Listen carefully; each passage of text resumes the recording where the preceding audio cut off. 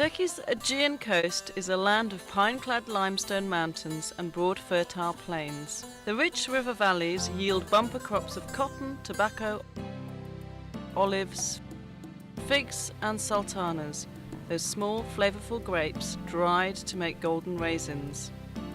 The Aegean climate is mostly mild and pleasant, with hot dry summers and cool rainy winters. In ancient times, the Aegean coast was a land of kingdoms. Aeolis, later Pergamum, Caria, Ionia and Lydia. It produced some of history's most memorable people, including King Midas of the Golden Touch, King Croesus, the inventor of coinage, the poet Homer, and Herodotus, the world's first great historian.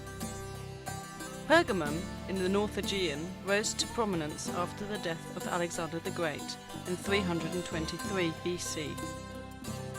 Soon its king ruled much of western Anatolia. Parchment was invented here, helping Pergamon's library of more than 200,000 books to rival that of Alexandria. The Asclepion of Pergamon, directed by Galen, was the world's first great medical centre. Izmir, Turkey's third largest city, dominates the central Aegean coast. Badly damaged by war in 1922, it is now a vibrant modern city set on broad Izmir Bay. Looming above the city centre is Kadifekale, a hilltop fortress built by Alexander the Great. Balchova, on the outskirts, is famous for its healthful hot springs. Ephesus, once the capital of Roman Asia Minor, is the best preserved classical city on the Aegean and among the finest sights in the world. Walk its marble streets past classical temples, libraries and houses to the 24,000-seat Great Theatre, and you can easily imagine yourself transported back to Roman times. Ephesus grew rich from trade coming into its well-sheltered harbour. Pilgrims travelled the royal road from the east to pay homage to Cybele Artemis, the Anatolian fertility goddess. Her stupendous temple at Ephesus, called the Artemision, was among the 7 wonders of the world. St. Paul preached to throngs in the Great Theatre, and legend has it that the Virgin Mary came to Ephesus with St. John at the end of her life. Among the highlights of a stroll through Ephesus are the 2nd century Library of Celsus, beautifully restored, the Temple of Hadrian from about the same time, the Odeon or Council Chamber, and the Prytaneum or City Hall. The terrace houses on the hillside overlooking the main street are filled with fine mosaics. Many have been restored.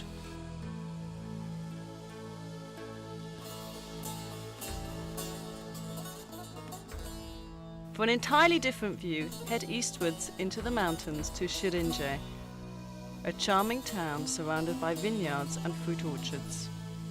Relax in one of its restaurants and enjoy a glass of local fruit wine. South of Ephesus, the ruins of ancient Priene are perched on a plateau backed by a sheer rock cliff. Beneath the plateau sprawls the broad floodplain of the river Meander, whose name is now used to describe twisting, turning rivers everywhere. Priene flourished during the 2nd century BC and was among the first cities to have a right-angle street plan. Set on this innovative street grid are Priene's great buildings, such as the Temple of Athena, the theatre, the gymnasium and the stadium. South, across the floodplain from Priene, is Miletus, an even larger and more important city with a freestanding 15,000-seat theatre. Built in Hellenistic times, the Miletus theatre was repaired extensively by the Romans and is still in very good condition. Miletus flourished from 700 BC to 700 AD. It was among the largest cities in Anatolia, boasting a population of nearly 100,000. Many famous people were born here, including the philosopher Anaximander, the mathematician Thales, the city planner Hippodamus, and Isidorus, the architect of Hagia Sophia in Istanbul.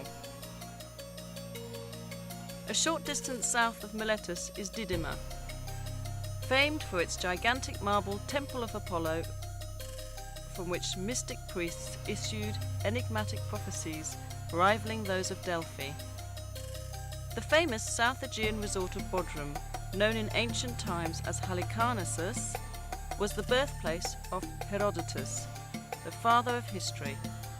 Halicarnassus enjoyed its great prosperity during the 4th century BC under King Mausolus. Upon his death, his wife fulfilled his plan for a gigantic royal tomb. Called the Mausoleum, it was among the 7 wonders of the world. Crusader knights later built a romantic castle on the point of land between Bodrum's 2 perfect bays. It's now the world's foremost museum of underwater archaeology.